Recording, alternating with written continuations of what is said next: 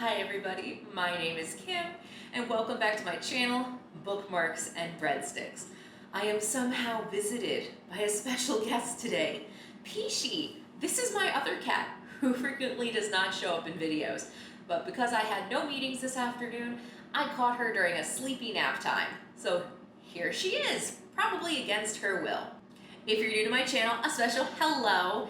I focus on food writing, specifically in the nonfiction genre, and that's anywhere from a memoir to a special topic.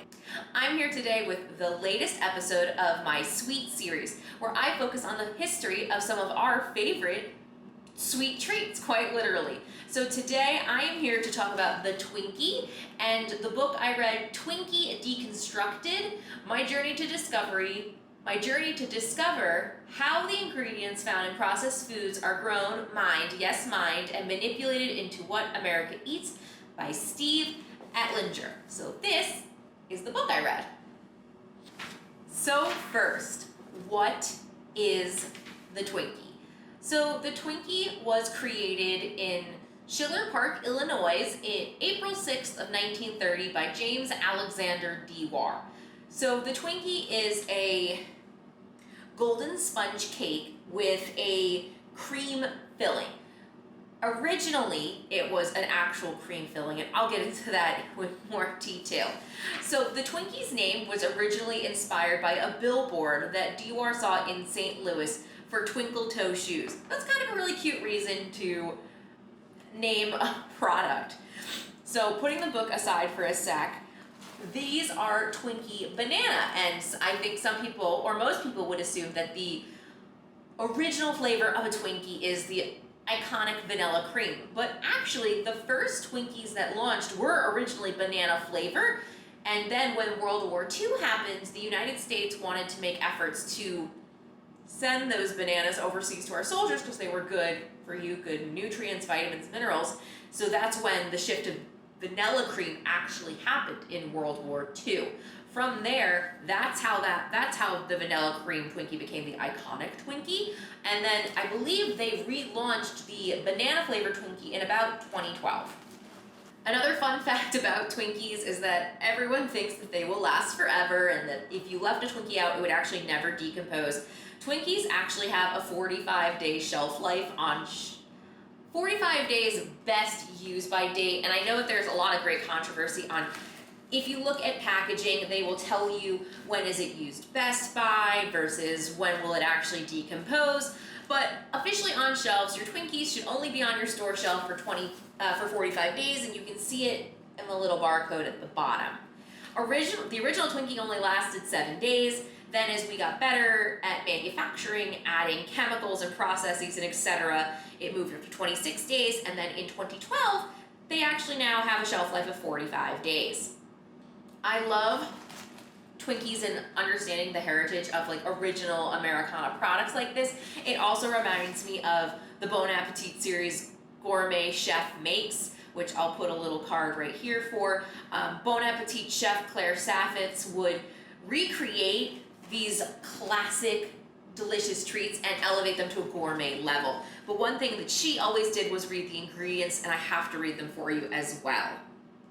Ingredients: sugar, water, enriched flour, parentheses, bleached wheat flour, comma, malted barley flour, comma, niacin, comma, ferrous sulfate or reduced iron, comma, thiamine mononitrate, comma, riboflavin, comma, folic acid, close parentheses, comma, high fructose corn syrup, tallow, dextrose, egg, contains 2% or less of the following: soybean oil, cornstarch, modified cornstarch, hydrogenated tallow, whey, glycerin, banana salt, okay, sodium acid pyrophosphate, baking soda, enzymes, cottonseed oil, sorbic acid, and potassium sorbate to retain freshness, in parentheses, mono and diglyceride, cellulose gum, sodium stearoyl lactylate, soy lecithin, xanthan gum, polysorbate 60, monocalcium phosphate, natural and artificial flavor, yellow 5, red 40, contains egg, milk, soy, wheat.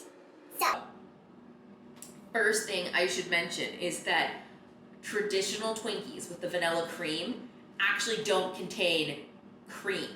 They are called, if you look on the front of the pack, golden sponge cake with banana artificially flavored creamy filling. They actually don't make the claim of the word cream because cream has a standard of identity that involves a dairy-based product. If you heard the ingredients that I read through, None of it just flat out said cream. So Kim, or hey Kim, then what is my vanilla cream Twinkie made of? What is that cream? It is a combination of sugars and corn-based material. So in these ingredients that I read, there are 39 ingredients in Twinkies. 8 out of 30 are derived from corn. So that gooey center is most likely made of the mono and diglyceride cellulose gum. I think, what else did I remember from the book? Glycerin, dextrose, and a couple other oils to keep them bound together. So 8 out of 30 ingredients are corn. 3 out of the 30 are also soy-based products. So, those were some fun facts about Twinkies. So, the book itself, Twinkie Deconstructed, I listened to this as an audiobook. It comes in just under 6 hours. The book itself is 263 pages with a full index in the back for definitions or any other words. And the book was published in 2007. So this book is 13 years old. In 2007, if you want to think historically, this was before the original Hostess company sold off the business in 2012, and then it was relaunched. So this book is a little dated. The audiobook experience itself was actually not that enjoyable, I think because the book itself is not that enjoyable. You know, you read the back and the story is intriguing. A pop science journey into the strange and surprising ingredients found in America's favorite packaged foods. So Steve is with his children at the beginning of the book, and they ask Daddy, what is this made of? And it sets him off on this journey to find the answer of what is in Twinkie. The problem I have with the book is it is something like a high school student's very well researched paper. There are tons of facts. I can tell he conducted tons of interviews, he did tons of research, but I don't actually understand what Steve's point of view is. So there are mono and polydiglycerides in this. Mono and diglycerides in this. What is his point of view? Is it a problem that there are multiple artificial sugars and gums and etc. in this product? And what did he learn from it? What is Steve going to do with this knowledge now that he understands it? So it felt like each chapter is an ingredient. There's a whole chapter on water, which the water comes from a dam near Wanacue, New Jersey, which is where I'm from, which was kind of a cool shout out. But each chapter is an ingredient.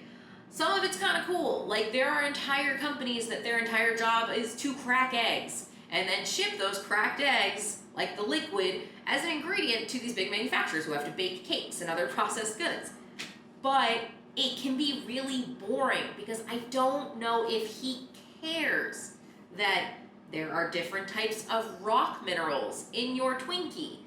I mean, that's how they get to some of these enriched items. One of the first chapters is wheat flour, and you learn that our manufacturing in the United States, we know how to strip the nutrients, usually the husk of the wheat, to make our bread. And then we have, as the USDA and the government wants more vitamins and minerals, we only know how to enrich our wheat flour after the process. But if we kept the husk on during processing, the natural fibers, vitamins and minerals in the product, in the wheat, would make it through. So because we only know how to move fast and quickly and destroy all the good benefits, we have to enrich the flour at the end versus the natural intrinsic good in the material. I would give this book a solid 3 out of 5. I found it very informative and easy to understand. What I'm left with wondering is, so what and what is next? And when I'm reading food writing, I do like a little bit of a narrative structure to it. I think that's what keeps it interesting. I think if you were a food science student, a food policy student, you wanted to go into research and development, ingredients, flavoring, fantastic book. If you're someone who I want to recommend a food writing book to, and you want to understand what this world's about, and maybe you're interested in learning about food, this is not what I would give you because it doesn't have a compelling enough story.